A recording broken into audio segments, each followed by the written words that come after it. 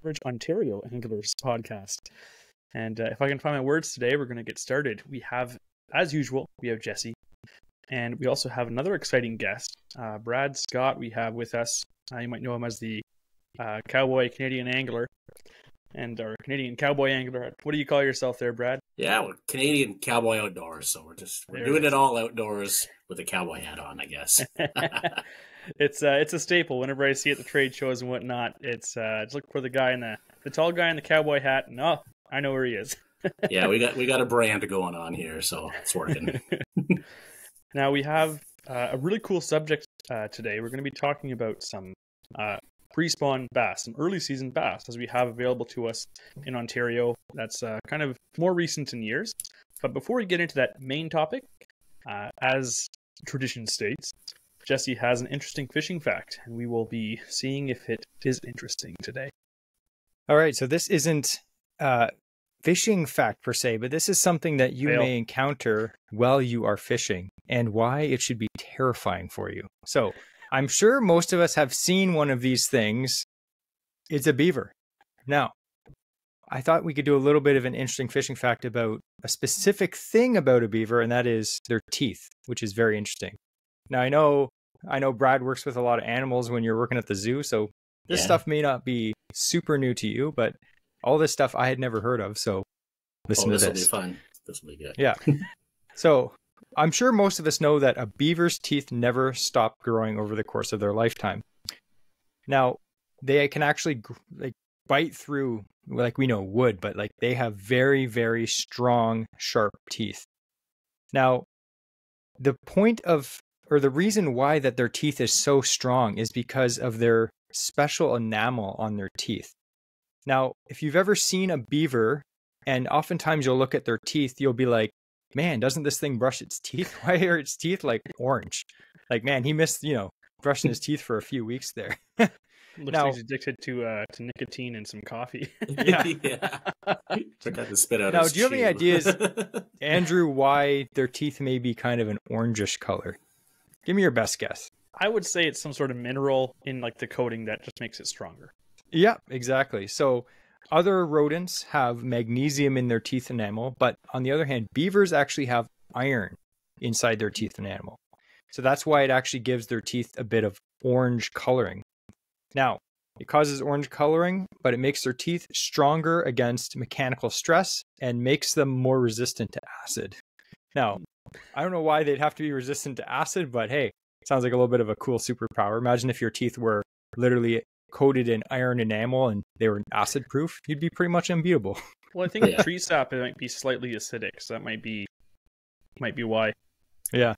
So this is an interesting thing because this is a question that I typed in, do beavers' teeth on Google, and the first one that came up was, do beavers' teeth rust? Now we know that, yes, that makes sense. So we know that metal rusts, right? And beavers apparently have iron enamel on their teeth. So do beavers' teeth rust? What do you think? I would say yes. Yeah, that is true. So to a certain extent, their teeth do rust, and that's actually what causes their teeth to be kind of a dark yellowish kind of orange color, which is pretty interesting. I'm glad that our teeth don't do that. That would be pretty rancid. So a beaver's teeth, the teeth that are in their mouths are also self-sharpening, which is pretty cool. Our teeth obviously don't sharpen themselves, which again, that's a good thing. But as it gnaws through wood, the front edges of their teeth become worn down. However, the back edge of the tooth remains sharp, which allows the beaver to continue gnawing effectively. So they self-sharpen, which is obviously essential for them because they're chewing all day on wood, right? Now, here's the scary part. So now we know beavers have iron enamel, super strong metal teeth that kind of rust, and they're razor sharp. Do they attack humans? I've come close to experiencing it. Yes. So there are many, not just a few, there are many examples of beavers attacking humans. So there's actually an angler that was bitten to death by a beaver.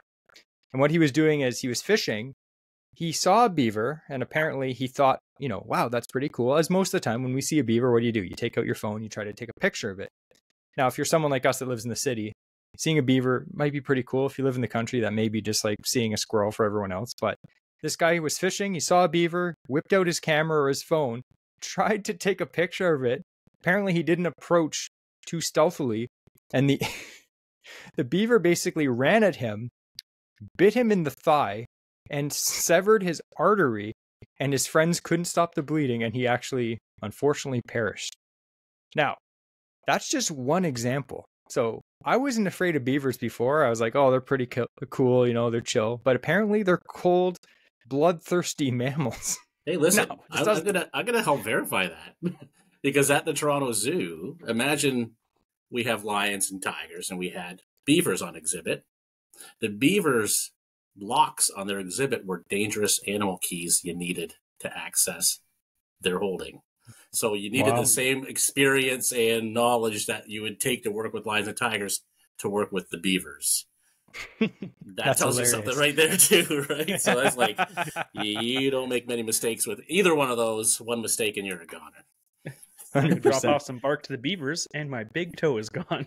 That's right. So it goes on to say that beaver attacks are rare, obviously, but when they do occur, the most of the reasons that a beaver attack happens is because the beaver itself is rabid. So that particular beaver is crazy. It's, you know, it's thirsting for blood, basically. It's crazy. We'll just say that. So not just a normal beaver is just going to run up to you and attack you and try to kill you. But there have been many cases where this happens. And there's another one that I looked at this article, and a beaver ran after a Russian man and two girls, and they were both seriously injured after being mauled by a beaver. So imagine, not only is one beaver attacking one person, it's attacking multiple people at the same time. So, yes. So if you see a beaver when you're fishing, that's cool. If it looks slightly crazy, run in the opposite direction. Now that is the interesting fishing fact, but it's also a public service announcement. So that's what you get, Andrew. Beware. So essentially what you're saying is, in the animal kingdom, beavers are the Kanye West of animals because they have steel teeth. What a timely callback that is. Yeah. Now, I didn't realize that's, first of all, Jesse, that's A+. Insert applause noise. That was great. And it made me value my life so much more. You know, when you have a near-death experience, like, kind of like wakes you up and you make life changes. I didn't realize how close I've come to death when I had to take care of business and had a beaver cut down a sapling like 4 feet from me. Do you remember that? I remember. I'm like huddling in a ditch because it's early spring, we're fishing, and I'm like huddling, kind of like half squatting. It was bad. I had to go, and a beaver just waddles up. Literally, I could reach out and touch him if I wanted to. He just waddles up, cuts down the sapling, stares at me, just drags it away. And I'm like, I'm mid business, and I can't go. Like, I can't leave the area. But yeah, I walked with my life that day, and apparently an uninteresting story that no one wants to hear. Anyways, that's a close call. That was an awesome, interesting fishing fact. So now into our main topic. Now you might be wondering, why do we have Brad here? It's because this guy, he's a hammer. He's good at catching bass, catching a lot of different species. But would you say you specialize in bass fishing, or that's kind of your favorite? I kind of say it's my favorite. Specialize, I'd say, yeah, absolutely. Just by default, the fact that the time that I spend fishing bass, yeah, I mean, the skill level's raised above most others. I try to get out and do the multi-species angler. Listen, you know what? I end up being really good at bass. Also because I do get the opportunity to travel, down south quite a bit in the wintertime. And you lose, further south you go, the more species you lose unless we start hitting the salt water. So, I do 12 months of the year bass fishing. That's going to help productivity right there. That's awesome. So tell us a little bit more about yourself. We kind of alluded to the fact that you've done work for the zoo in the past, the Toronto Zoo. Yeah. What kind of work are you doing now? But when you're not on the water, what's kind of your go-to? Right now, my what we call Monday to Friday, my day-to-day job, I'm general manager at Sandbanks Campground down here in Prince Edward County. So my job, takes me to the beach basically from April 1st to October 15th. I do a year's worth of work in 6 months. And then at October, we shut the gates to the campground, and I have 6 months off to go and explore other fishing opportunities. So lucky for me, my boat is about 5 steps away from my office. I've got a busy summer, of course. If anyone knows Prince Edward County, in the summertime, it's wine country, it's bougie, it's weddings, it's everything, to do with tourism. And so it's 24/7, but I'm able to break away often enough to get on the water just about 7 days a week when I'm out here, weather dependent. And then, of course, once the fall comes, hunting season takes a little bit of my time. But once the snow flies, and since ice fishing, well, you guys know how that went this year. The sooner you go down south, the better, because I got it like 4 times ice fishing. It never came. It just went. And here I am, really, at Bay of Quinte, right? I'm in the hub of walleye fishing, of cold water ice fishing, and this is supposed to be, the best place to go. Of course, we do get out, and we do the cold water lake trout and the December walleye fish out here, out in the Reach. But, as soon as we get that ice on there and you can't boat, but yet still not thick enough to ice fish, we'll head down south and do more bass. So that's where I'm at right now. Previously, I did, I mean, from the beginning, I worked for Ministry of Natural Resources for a few years. I did a lot of research studies for them. And then I moved on to Toronto Zoo as being a biologist in the wildlife care department. Spent 20 years at Toronto Zoo, working everything from the ornithology department, furthered my education through Cornell. So like me and Andy from the office are red buddies there. So I mentioned Cornell 17 times. Oh, you guys can shut me up, but you got that. Good. And then even to the fact with my last tenure at the Toronto Zoo, I worked in the fish research lab and was involved with the breeding of the African species of Engages and helped spearhead the Atlantic salmon reintroduction that you guys are well aware of and spoken of on your show as well. So I was there pretty much since the beginning, about 15 years ago, when we were hatching salmon out at Toronto Zoo and repopulating them in Duffins Creek. Wow. Interesting. So we're going to be picking your brain about none of your schooling and all about your bass fishing today. Oh, man. I'll tell you what. There's no way you can't be good. There's got to be crossover, right? Fishing and science, guys. So we talked about right at the beginning of the episode. So there's recent changes in Zone 20. So up in Northern Ontario, for those who don't know, like from here in Southern Ontario, if you're in the GTA, you can drive to Texas in the same amount of time as it takes for you to drive up to the northern part of Ontario. That's right. Ontario is huge. Yeah. Canada is even huger, if that's a word, which it's not. But up in the northern area, bass, there's been either a year-round season or an early season for a long period of time now, going back a long time, and you could even keep them.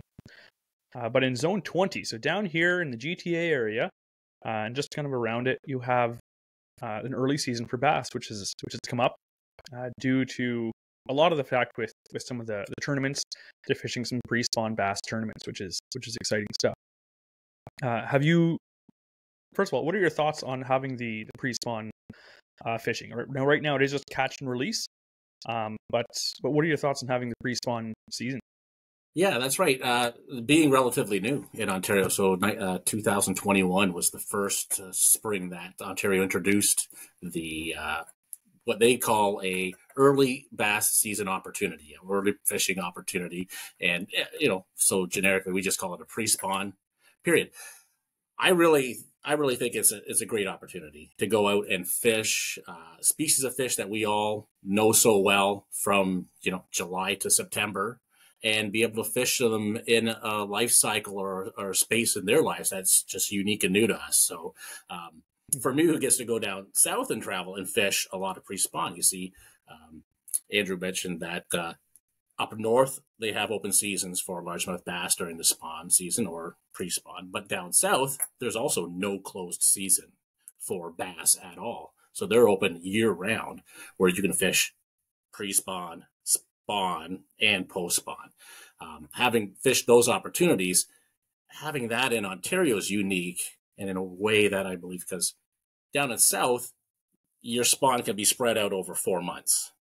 So the risk of disturbing a fish's life cycle or the population of fish in one certain lake or so is that minimized by 33% of them are spawning at a certain day that you're there. The other 60% are either post-spawn or pre-spawn. So to disturb that population, when you get to Ontario, and that time frame is so condensed that virtually all our bass are spawning at the same time.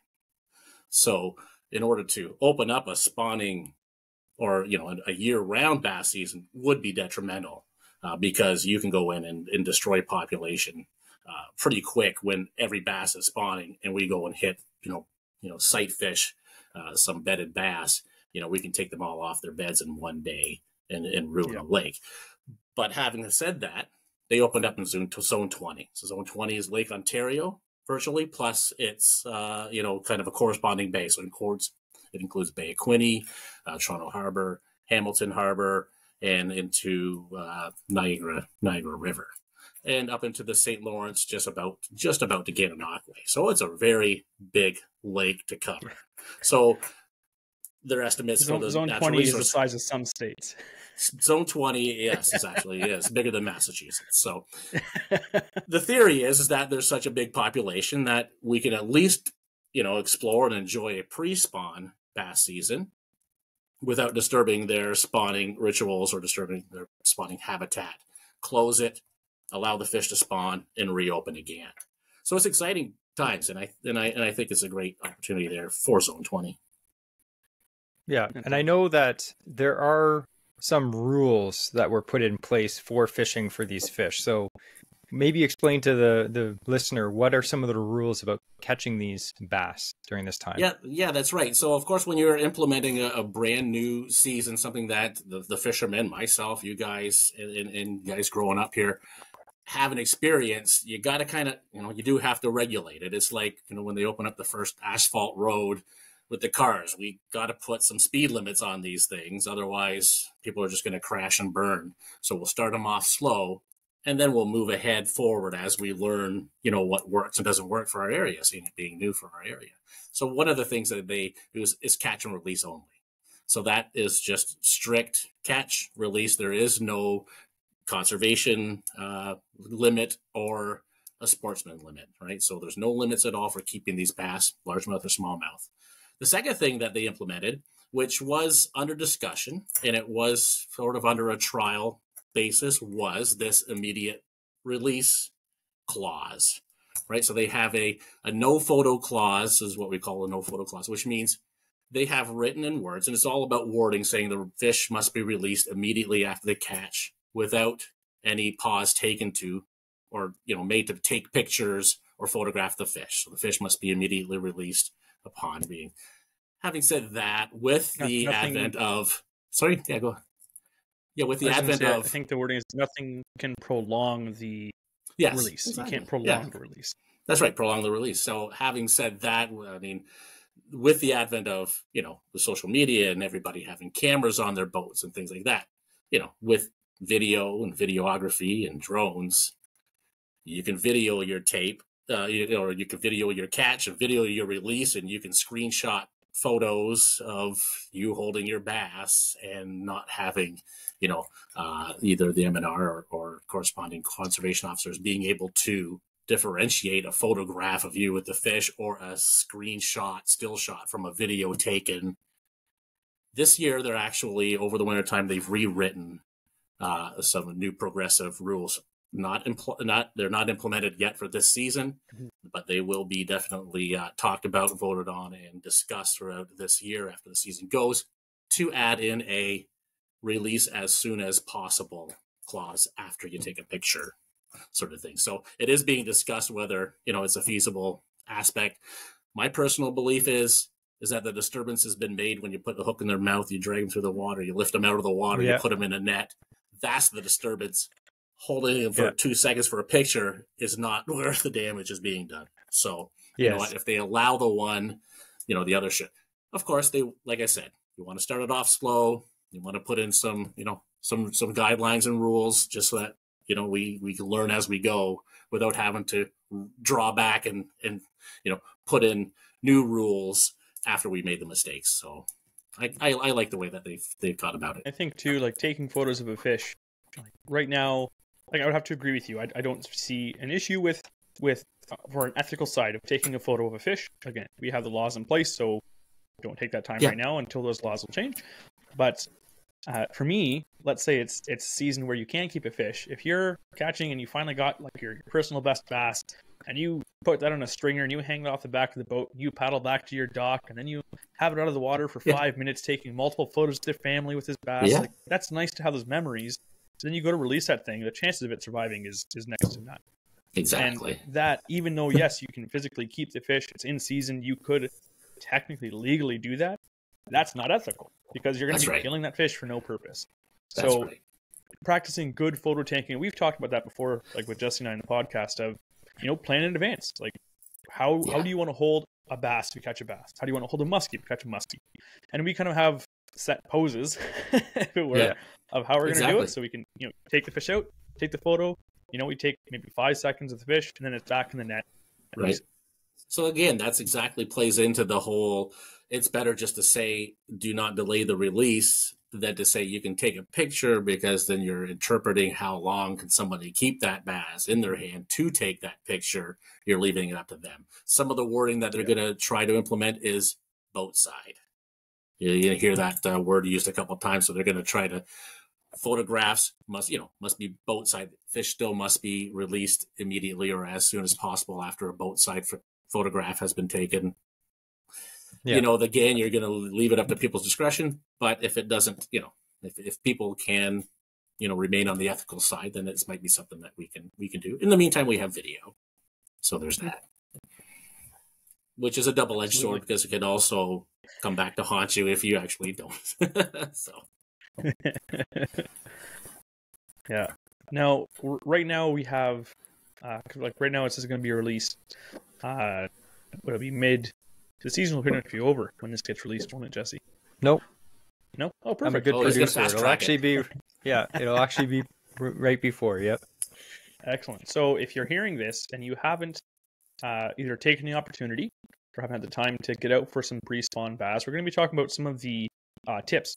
So if you are, again, we're talking to a guy who not only has experience fishing the pre-spawn or these early season for bass in Ontario, but also down in the States across these other areas. So he's got a lot of experience of fishing kind of this early season, even if it's been perhaps a different technical time of year.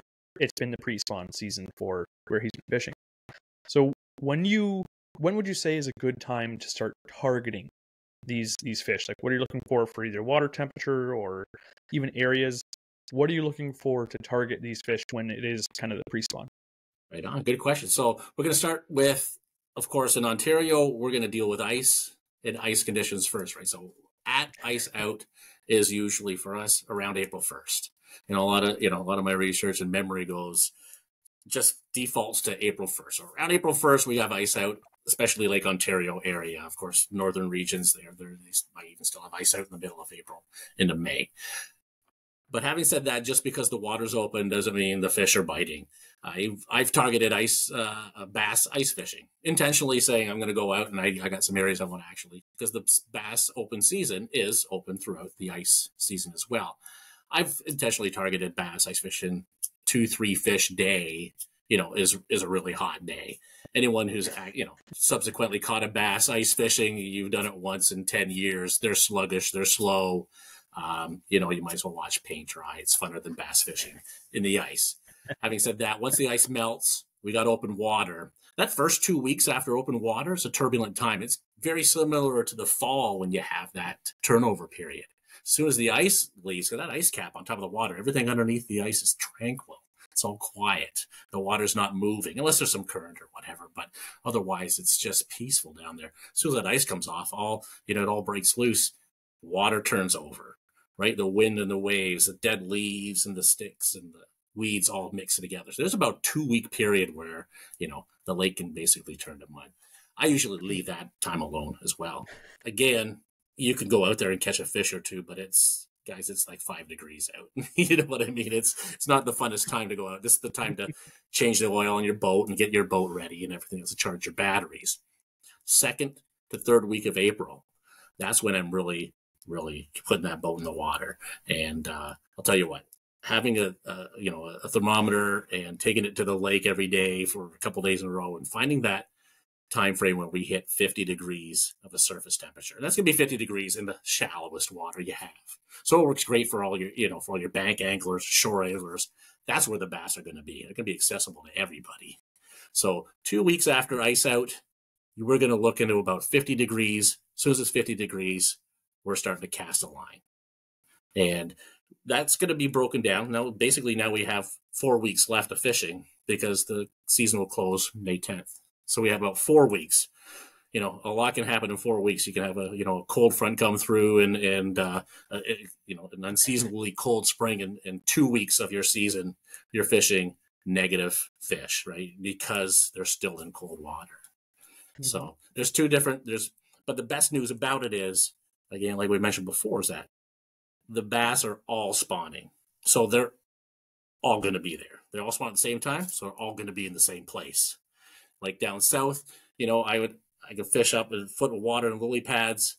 Later in the afternoon, I'm fishing 8 feet of water. In the evening, I'm fishing 15 feet of water in brush piles and catching fish all in the same day in different stages. Here, they're all going to be in the same place at the same time.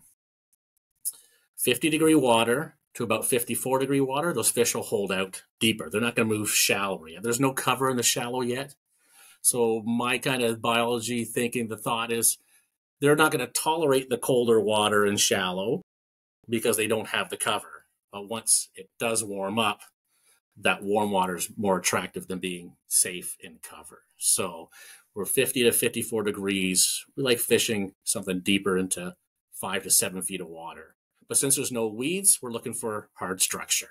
So anything you can find, rock piles, dock pilings, riprap, even old stands of reeds, the buggy whips and stuff like that, but they're like, they're just like broken sticks and they're just standing there like they've been mowed off. Those things that will attract the bass and they'll hold to those. Once the water gets above 50, 54 degrees, man, then they're on fire. They can fire up at 54 degrees like you think they would fire up when the water's 74 or 80 degrees. It's a big difference for them because it's the warmest water available in the lake. And once they get there and it warms, they get that one switch flicked, there's this time period in the pre-spawn where, the fishing can be really hot. So a kind of a neutral negative at 50 to 54, and they're going to be positive for 54 and above. At that temperature, their metabolism starts becoming active again, right? They now, it's warm enough because, again, cold-blooded, they're warm enough to actually have that return on investment of making the effort to go chase them and to go eat something, and they can start growing, they can start taking on that food and that sustenance for the spawn coming up. That's right. They're weeks away still from spawning, so they still need energy, right? Yeah. I was going to say, so we're talking about zone 20. So if say like a new angler's looking at the zone map, they'll just see Lake Ontario and those little bays and stuff that you're mentioning too. Yeah. But Lake Ontario is very different depending on where you are. Like you can walk down to the end of the road where I live and look in Lake Ontario and it's just sand. You don't That's see right. any bass looking cover. So if someone was just getting into fishing early zone bass, what kind of areas are you going to be looking for if you're just getting into it? Something that you could fish from shore possibly. Right. So you're going to be looking for the south-facing, shallowest bays that extend inland from the main lake. So, all along Lake Ontario, you guys, fish the GTA area. There's inland bays all around, the inside of Frenchman's Bay area, things like that. Those areas are going to hold bass and they're going to warm up fast. And there are largemouth bass that are out in main Lake Ontario that will come in and spawn in these areas in the spring. So all along Lake Ontario, again, with the Google Maps being golden nowadays, you can find these sort of inland bays all along the shorelines. They would not necessarily like where the tributaries come in, but you'll see subsequent other bays around all the way through there. You can get into Bay of Quinte. And into Bay of Quinte, of course, has lots of, just bassy shorelines, dips in the bays. Anything that's south-facing is going to warm up first. Muddy bottom is what you're going to be looking for. Of course, the darker the bottom, the warmer it's going to be faster. So it's going to warm up faster. So those are some of the areas you can look for. Now, we're going to be going into a bit about, lures and presentations in a bit and what gear we're using, but and maybe some of your biology info will come into this again. Yeah. What is the kind of the behavior of these bass right now? Because again, we keep saying like pre-spawn or early season. Yeah. And pre-spawn just means it's before they spawn. So it doesn't necessarily mean then that they're actually taking this time to make beds. Like, are they in just one, like, we know they're coming into the shallows close to their spawning area, I guess, but are they just cruising around in that area, or are they really hunkering down into small locations right now? Good question. So right now, this is a phase where they're in a holding pattern. So the first thing that they're doing biologically is they're looking just for warmer water. They're just going to cruise from, because in the wintertime, we find them in deep holes. We'll find them, just belly on the bottom, and they can be in 10 to 15 or 20 feet of water even. As soon as that ice comes off, they're searching for warm water, wherever that's going to be, right? So that's their motivation. So you got to think what their motivation is: warm water. They're going to seek it out. It's going to be in those bays first. What they're doing, though, when you say their behavior, you're right. They're not actively looking for beds. They're just actively looking for warm water. So that's going to be their motivation for them moving. When they find that warm water, they do have to find some type of cover or whatever. Bass are still cover oriented. We know that, but we also know that in spring, there very rarely is any. When that water does get above 45, weeds do start growing. We don't see them, but they are on the bottom. So, I mean, we have to be able to try to, visualize. And if you have, even if you're a shore angler, you plan ahead, you might have a picture of a bay and you can see where there's lily pads growing there. In the spring, those lily pads are still there, but they're underwater. So those bass will hold into those, sparse, I say cotton beds of lily pads that are 6 to 8 inches tall, and they'll hold on those beds of lily pad growth, 4, 5, 6 fish at a time, just to be in the warmer water while they're waiting to move up to spawn. And as far as their metabolism goes, like you said, it's growing. So these are feeding bass, but the water is still cold. So just imagine that, you're out of hibernation, you're hungry. It's like when you're in a dream and you're trying to move fast. You really want something, but you're slow. So they will actively come and grab your bait, but they're not swimming fast to get it. So they're actively feeding, like they need to, but their motion, their body movement is still like slow motion, right? Would you say that they are a slow moving bait, essential, obviously? Yeah. Would you say finesse size, or would they still go for something large? If it's slow and still large, would they look at that as that's a good food source? Yeah, absolutely. They still go for something large. When we get into some of the baits, my description of them it's going to key into that exactly.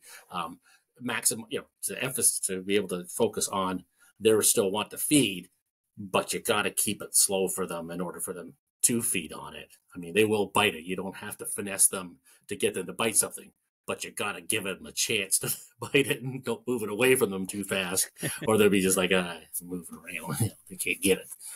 So their motivation at this time of year is warm water. So they're just moving up and getting in that warm water, and they're holding onto any little piece of grass they can find. And if the water temperature drops while they're there, second week of April, they'll drop back into a little deeper water and hold on to hard structure, right? Because hard structure is always there, no matter what the water temperature is.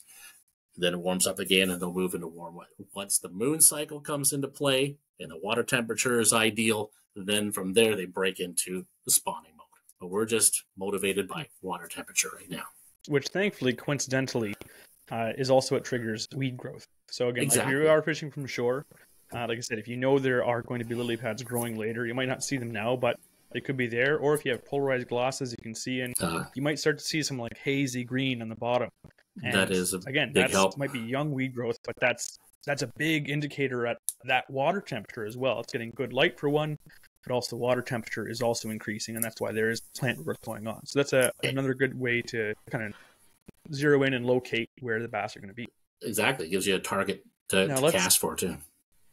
And that's something we always say, Jesse, is no matter what any of the guys that we talk to, our own experience, we go to a new lake, where should we fish? And literally every single guy who ever asked says, find the weeds. Find if it's winter, find the green weeds. If it's fall, find the green weeds. Find the green weeds. The dead ones. Just early bass. The green weeds. You find the weeds. Yeah, but I sprinkle in there a little bit of. Yep, they do. I sprinkle in a little bit of. Also find the hard cover, and that's another thing that when I do fall fishing, and I fish a lot of reservoirs down south and things like that. In Florida, they do a lot of spraying. There's not a lot of weeds in some of these lakes that we fish, and our lakes that are up north and mesotrophic, and even more than that, a lot of them are just rock oriented. So I mean, it's either weeds or hard structure, but nonetheless, it's find something that that they can hold on to when there's nothing else around. And even mud bottom or dark bottom or timber can be really good at retaining and being that half a degree or 1 degree warmer. So even if, like you say, there's no weed growth, look for something that might indicate or might hold a bit more heat or absorb a bit more heat during the day. Because again, that's like we said in any species, when in wintertime, they're not comfortable. Lake trout are comfortable. That's about it. That's right. Lake trout are comfortable. Nobody else is comfortable. The warmest water. And Andrew, you hit the nail on the head there. That's a 1-2 punch. Laydowns, timber, brush piles, literally are going to be like, they're not big happening around here. But if you're a shore angler or whatever, or shallow water in personal watercrafts, lots of trees and laydowns. You got the 1-2 punch. You got the cover for them to hold on to. Plus, you said that with those trees in there, it helps warm that area, that pocket up even more than the surrounding area. Even 10 feet around it can be a couple degrees colder than where that actual tree is sitting in there. And one of my latest posts I use a laser thermometer or thermometer gun. And even when you're in your canoe or shore fishing, you can find pockets of water that are 2 or 3 degrees warmer than the next, and literally use that as your target to cast into. And you'll be surprised at this time of year, that'll hold 2 or 3 bass just sitting in that one spot. That's their motivation. Temperature. With a little bit of cover. Yeah, we do the same with pike fishing, right? Yeah. So like we start pike fishing in March. Like our first day this year was March 3rd. We went out. Great. Water was 37. And we're looking for temperature like differences. Like some areas that we'll fish, it'll be, Andrew's always like, what's the temp here? I'm like, oh, it's 39. Oh, it's 37 over here. We're looking for the warmest temperature possible, because you have to think, like Andrew said, the fish they're looking for that warmer water. That's it. Like you said, even if there's not cover there, they want to be comfortable, because there's not a lot of cover in other places. So they're like, oh, it's warm and less, not a lot of cover, but at least it's comfortable here. Exactly. Yeah. So we do the same with pike, and I know a lot of people do that with almost every species that you fish for in the spring. Guys that fish crappie do that. Guys that fish bass do that. Pike. Yeah. Temperature is very important. So. Yeah. Now we're applying it to bass. It is funny, we never had the chance yet. Yeah. And it is funny, like you said, how even within a few hundred feet, how there can be pockets of water that is significantly different temperature.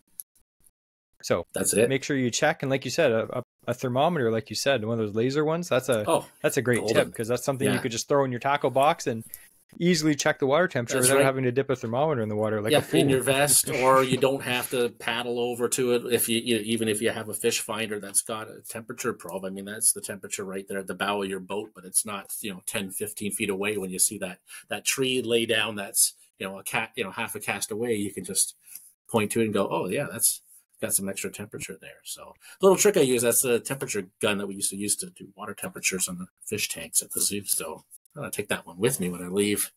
Not physically take the actual tool, because they have them Amazon. Lots of them on Amazon.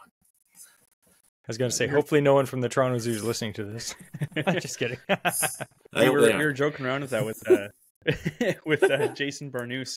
You're saying that a cool gadget to have would be, I was saying it'd be cool to be able to tell temperature, especially subsurface temperature, as like the next advanced technology. Like instead of just, something different than live school. What's new?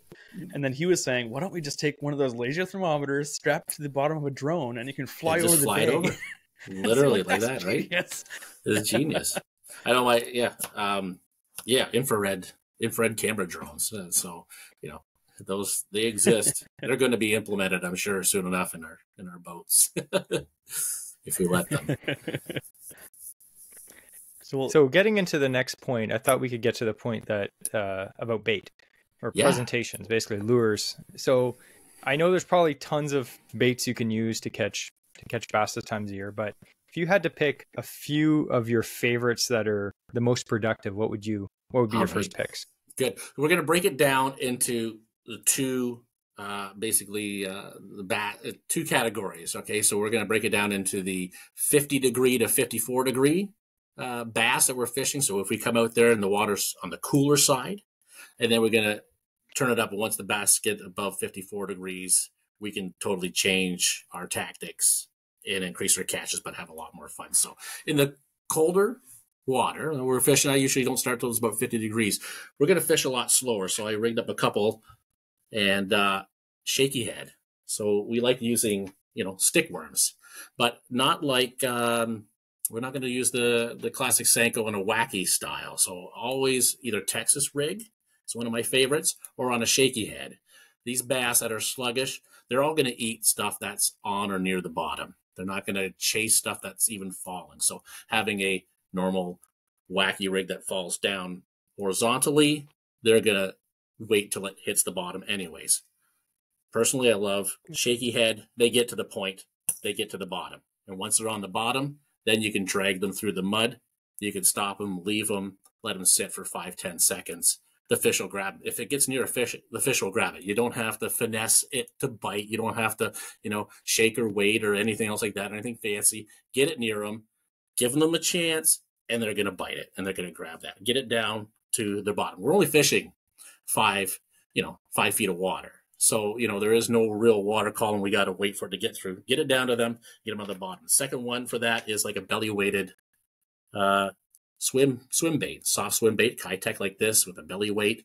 Again, this is a cast. Let it get to the bottom, and then just drag it through the mud. You just drag it through the mud. A little bit of a tail wiggle on it is great, but it's a bait you can pause, you can wait, just sit it in the mud.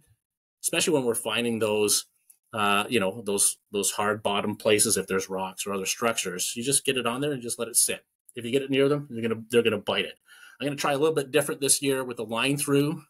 So it's a line through swim bait head with the treble hook on top. Again, I might get a lot more hookups with the treble hook on top, but it's, again, no hook on the bottom. It's going to drag on the bottom. Again, the theme is get your bait on the bottom. The third one for the water temperature, don't sleep on this one, guys. Tube jigs. Again, everybody's saying tube jigs so much nowadays. All of a sudden, well, they're not. They're back to the popularity that they used to be, and there's a good reason. There's bass. Every bass out there, is less than 8 years old, so no one's seen a tube jig so much. But Texas rig a tube jig, throw it out there, and get it to the bottom. Again, get it near them, and they're going to grab it. The next thing is once that water temperature gets above 54. Then we're on fire. Then we're talking chatterbaits. You guys love chatterbaits, right? So listen up. Yes. Chatterbaits I like, and the colors. Like if you can't guess my colors, you guys got a problem. Jesse knows these ones. Green pumpkin, anything that's a dull color, right? We're not talking that it has to be green pumpkin, but we're saying something that's of a dull variety. He's got it right there. Now, here's the big difference for me, chatterbaits in the springtime. It's just like when you wake up and someone shines a bright light in your face, you just kind of like, you don't want to see it. You shy away from it. So all my baits that I'm chatterbait fishing, they all have the painted blades on them, right? You see, whether it's the jackhammers, they got sort of the green pumpkin blade. Yeah. Z-Man on their original chatterbait even has that sort of black onyx color. This is a bait here I used from last year right now. This is a chatterbait that I fished with last year. You can see for the people on the YouTube, that bait actually has the paint just knocked right off it. Once the paint got knocked off it, the fish stopped biting it. I literally threw it in my box. I didn't take it out again till today because this bait being shiny now, the black paint's knocked off. It's no good. So all kinds of different companies make them. Slobber Knocker, like I said, you got the Z-Man, the Cross Eyes. If the water gets a little warm, the fish if you want to get a little bit brighter color, we're going with a red, right? So we can use a green pumpkin colors with the black blades, but once again, the red still has that onyx black chatterbait blade. and we're going to put on trailers. Okay, so you can go with, we got what do you think it's called? Yeah, the shads, the razor shads. They look great. Mm-hmm. Green pumpkin power bait, 4-inch twister tails, something in a good color. These guys. Of course, Jamie sent me a whole bunch of red. I told him I need red twister tails. I can't find them in the store, but I found them on Jamie's site. That's for sure. Or we go with pintail or a no-tail trailer, just like that. The spikes from Z-Man also has them. A theme that you might be noticing is that for my chatterbait trailers, I don't use anything that's got a paddle, got a boot tail or paddle tail. Everything its action is going to be invoked by the chatterbait itself, or it has its own sort of built-in where the water flows through action like a twister tail. So I go twister tail or straight tail. Chatterbaits are great. You can just slow roll them, and really so the fish can grab them. And if they're not bright and shiny, they're going to eat the heck out of them. The next one. And they even have the Freedom one where they have like the big football head on it too. Oh, and yeah, I love that one, right? Like a chatterbait. That one? Great. Do it. Yeah, exactly. Yeah, you were just reminding me. I remember I have one right there in the black and blue, and it's really good. Yeah, it's got the swivel on it, and you can feel that, especially because you're just going to be fishing, bud. But the second one for the active bass is going to be your jerkbait, right? So go in, shallow jerkbait can be a KVD. We got the Rapala Maverick, and you guys, the old favorite that's quadrupled in price over time, but the X-Rap. Again, it's not because we have to finesse them, but because it's a bait that we can get down 3 to 4 feet. That's all we're fishing anyways when they're in warm water, but we can pause it. And the thing is that we're not pausing it to finesse them to bite. We're pausing it to give them a chance just to catch up to it to bite it. So jerkbaits work really well because you just get it down there and you just let it sit. And if you're over top of a pads or beside a brush pile, just give them a chance. Just about every fish that's out there will bite. If you don't pull it away from them, they'll bite it. If we get 54, 58 degrees water, if we're lucky enough to get fast water like that, the last thing we're going with is our classic lipless crankbaits, our traps or however we want to call them. Again, colors, and you'll notice even with the jerk baits, everything's kind of a muted color. In the springtime, there's nothing bright in the world except for my new baby dog. He's real bright. But the fact is that when you're looking under the water, everything's dull. So we're not trying to stand out. We're not fishing really heavy cover. We're not trying to, they're not trying to find this bait through a jungle of weeds. It's coming through virtually. These back bays now are open, wide open, clear water. So we're using muted colors that don't surprise the bass, don't, shine a light in their eyes. They've been underwater in the darkness for months. Well, and from my experience, last thing they want to see is a bright, shiny, blades flashing in their face or chartreuse colors or things like that. We can lighten up the colors. So if we want to get a little lighter, we can get a square bill or something like that in an orange or brown. But lighter is different than brighter, right? So we can go lighter colors if we have a light day. I'll go to a watermelon with a red flake instead of a green pumpkin. I'll go to an orange or brown instead of this one here is called Day Old Guacamole. So it's got that everyone knows what Day Old Guacamole is. It's just kind of that oxidized avocado. And really, those colors, no shine on it. We know our friends, you guys just talked to Dan from GLF, and with the no shine, it's a big deal on the smallmouth bass. For me in the springtime for largemouth bass, again, it's the same thing. So, here's a lipless, no shine on it at all. Even the red bait, if we want to go a little bit lighter but not brighter, again, it doesn't have the the epoxy shine on it. So there you go, fellas. I mean, if you got, so you're telling me I have to buy a bunch more lures because all mine are white, shiny. Always, exactly. And you want to know something at this point? If you put the bait in the right place and give them a chance to bite it, you're going to catch a few fish. There's fish out there. They haven't seen lures for months, right? So and they're going to be getting hungry. So I mean, and that kind of probably brings us to our next rods and reels of mine, right? I was just going to mention, of all the baits you mentioned, they're all just popular bass baits. And again, like you said, kind of depends on the temperature, what lure you're going to use. Obviously, it's colder, you have to go slower. When it warms up, you can go a little faster. But these baits, if you're an angler in Ontario, you probably own some of those. It's not like, oh, we're doing early season bass, I'm going to have to go buy all new gear. You don't. No, you have stuff that works, and you can go out with the gear you already have, the lures you already own, fish water you probably already fished before. You know it well. Just at a time when you weren't allowed to fish before, but now you are. Yeah, so I think it's fantastic. Exactly. Yeah, exactly. So the gear, the lures, nothing's changed. The place that you're fishing, maybe those bays, in July and August are choked out. You can't fish them, but that's where you might be in the spring. That might be the only difference, but you know them well.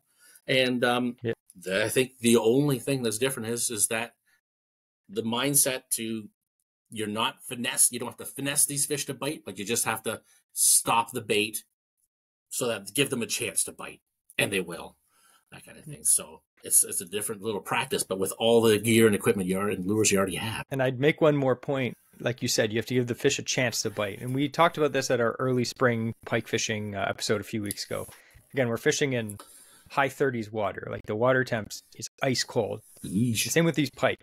Sometimes you're fishing jerk baits, which is generally what we fish that time of year because it's the perfect bait. Sometimes we're letting those baits pause for 15 to 30 seconds. That's it. When I heard you guys on that, have patience. Yeah. When I heard you guys, I thought the same thing.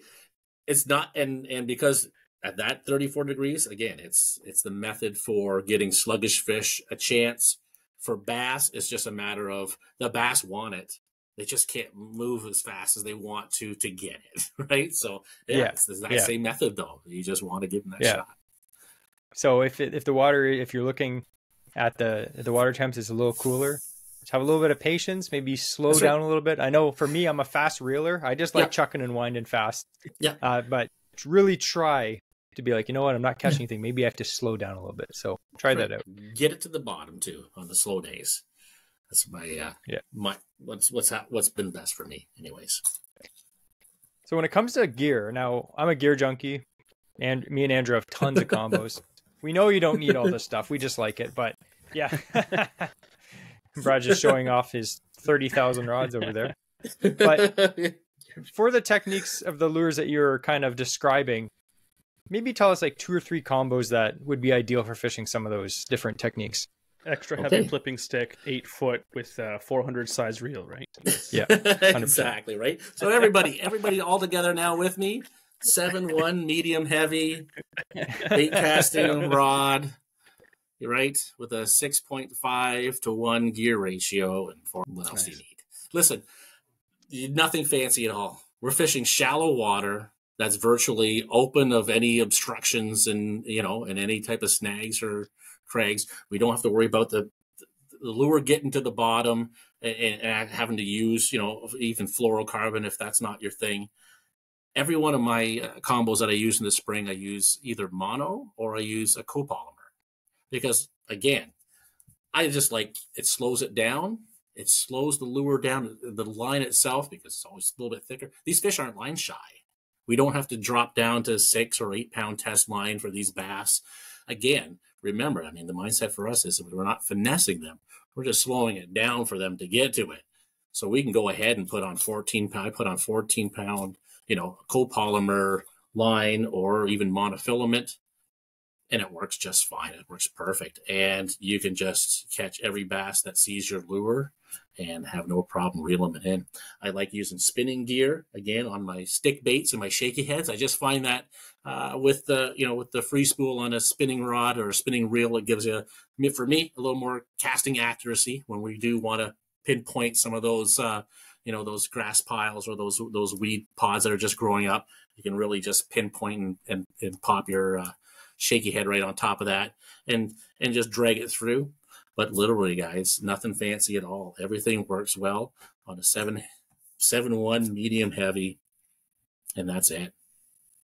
Nothing fancy. You probably already have gear. You already have it. I know you already have it. Like anybody who's listening here, right? They do. It's one of those times, like you said, there's nothing to get hung up on. Like unless you're fishing your own timber, which That's again, right. There's medium timber. heavy, you have the backbone to pull it out. Yeah. But let's say you're fishing, a bay that doesn't have timber. Maybe there's a few rocks in the bottom, but let's face it, you get snagged with a light action rod or a heavy action rod. If you're on a rock, you're on a rock. If the rock's a rock wins.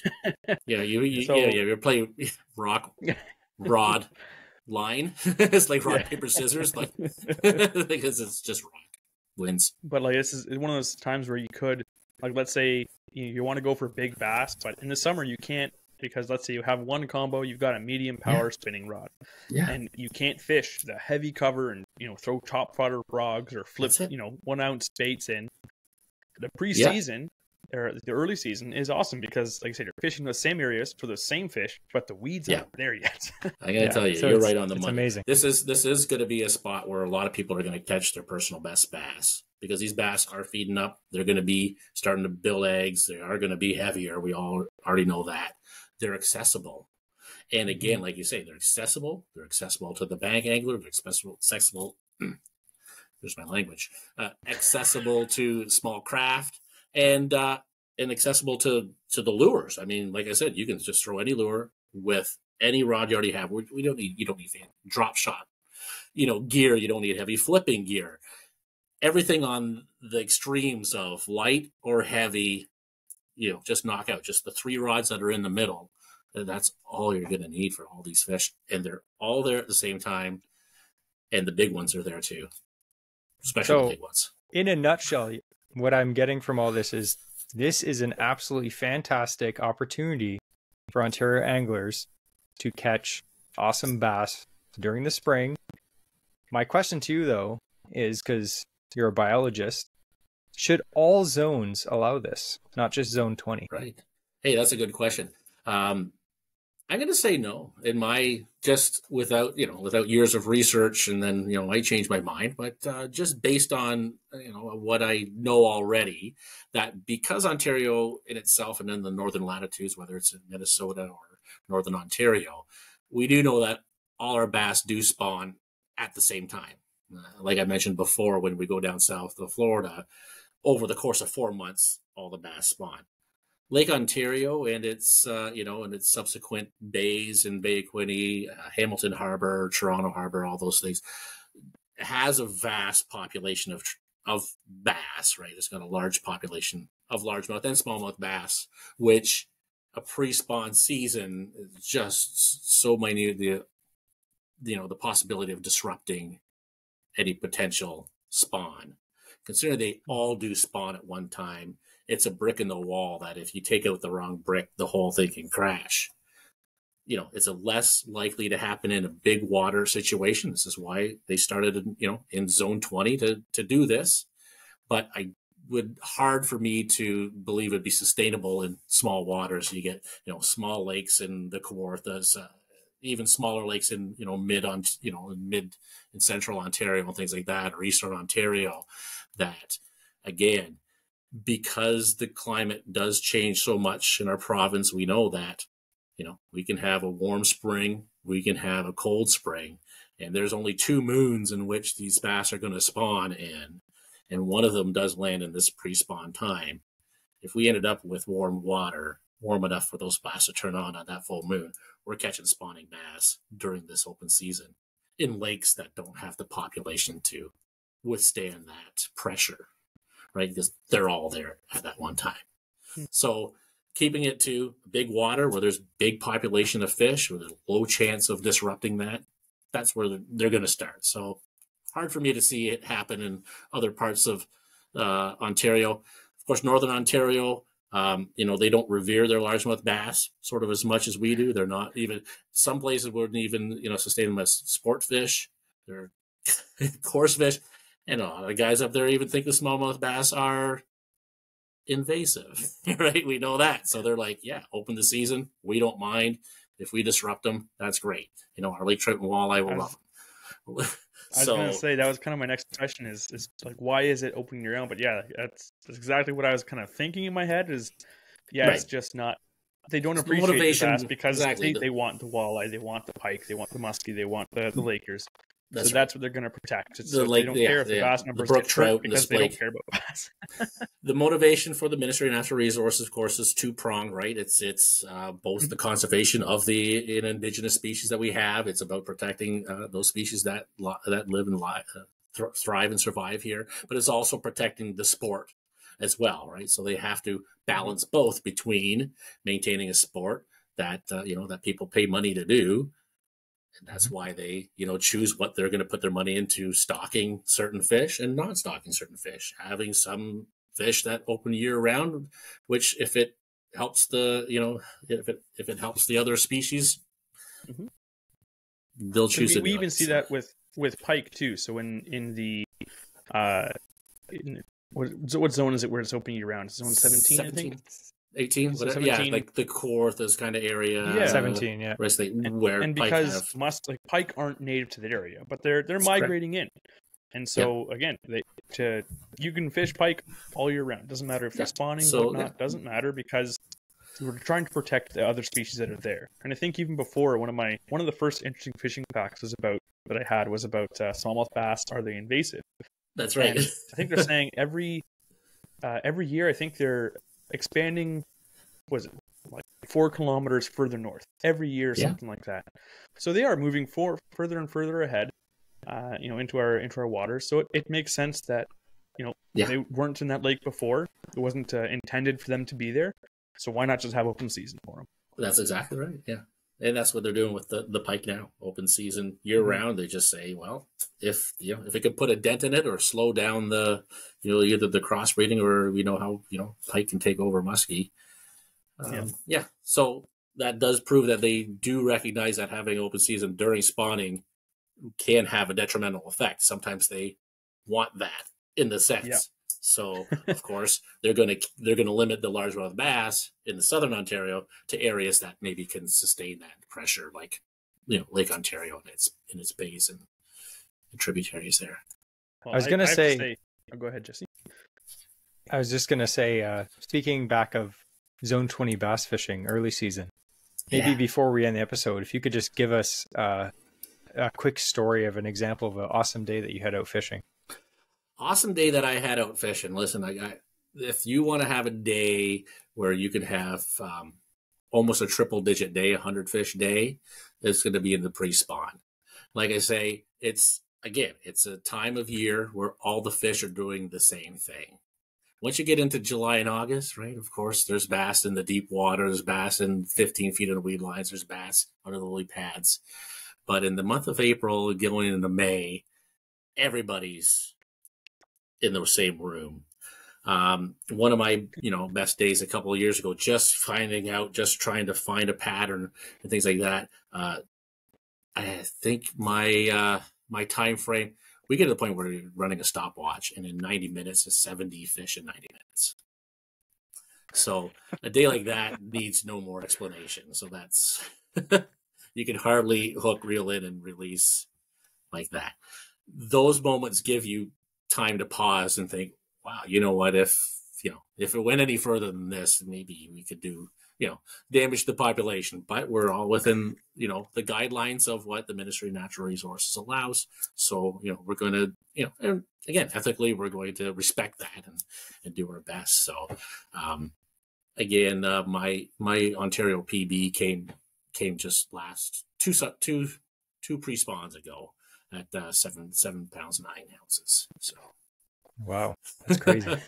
Yeah, and that's a small little corner of in Zone 20 of Lake Ontario where you just think there wouldn't be anything. The next thing It's I have to double explore my yet, PB. right? I know yeah, believe me, it was almost double my PB at that point too. Really, I mean that's not something that can happen all the time. And the next step now is exploring the smallmouth bass. Guys, we know that smallmouth bass in Lake Ontario are growing to exponential proportions again. Talking with Dan last week and everything else like that, we got ourselves a gentleman's bet of who's going to catch the first 10 coming out of here, because there's going to be one coming in the next couple of years. There's so many 8s caught last year, more than I have fingers on my hands. Pre-spawn, who knows how big those fish would be. So that's going to be the next the next journey is getting out for a week or two for smallmouth bass in pre-spawn in big water Lake Ontario. There's going to be some stories told after that, I think. We'll have to have you back on to hear all those. You keep us informed when you have a story worthy for a podcast. You let us know. We'll have you yes. No, there should be. Actually, well, we didn't mention this, but we're actually going fishing with Brad in I think probably 2 weeks. So I think that's right. maybe Yeah. we'll have some stories from that. Well, that's what I was I'll be hoping you telling you guys were about- gonna lead into. You're talking about Yeah. onboard stories. I think, well, there's going to be a few, so stay tuned, Yeah, folks. I'll be telling you about how I caught 50 bass in one day, and all of them at least under 12 inches. At least under 12 inches. Hey, listen, man, there's tournaments there that would win you that. So, yeah, we're going to have a good time, guys. So Right. I thought we could just do our housekeeping quick. Perfect. We would like to thank again Brad, who, if you don't know, is Andrew butchered his name at the beginning. That's Canadian right. Cowboy Outdoors on Instagram. We'll link everything down in the show notes, so you can definitely check out his Instagram if you don't follow him. His content is amazing. It's there's different kinds of social media accounts I found on Instagram. There's people that create, and there's people that scroll and look at the stuff that people create. Brad is someone that creates good content, so make sure you follow him on Instagram. And again, I'll link everything down below. We would like to thank everyone who has recently written us a review. We've had a lot of really good reviews coming in. We do appreciate that. We'd like to thank, too, all of our Patreon members who help support the show costs so that me and Andrew don't have to pay every month out of our pockets because we're pretty poor. So we do appreciate that. You guys are awesome. We do appreciate it. And that is all for now. That is all the housekeeping, Andrew. Wasn't that much? Perfect. You're really good at housekeeping. Nice. I'm sure your wife appreciates that, Jesse. She does, yeah. Now, before we end the episode, as always, we're gonna have the quote of the week, and we're gonna leave that over to Brad. What's the quote of the week for us now? All right. Well, I think this quote of the week kind of stays within the theme of your guys' show and podcast here. My advice to everybody when it comes to multi-species angling is why be really good at one thing when you can be average at a lot of things?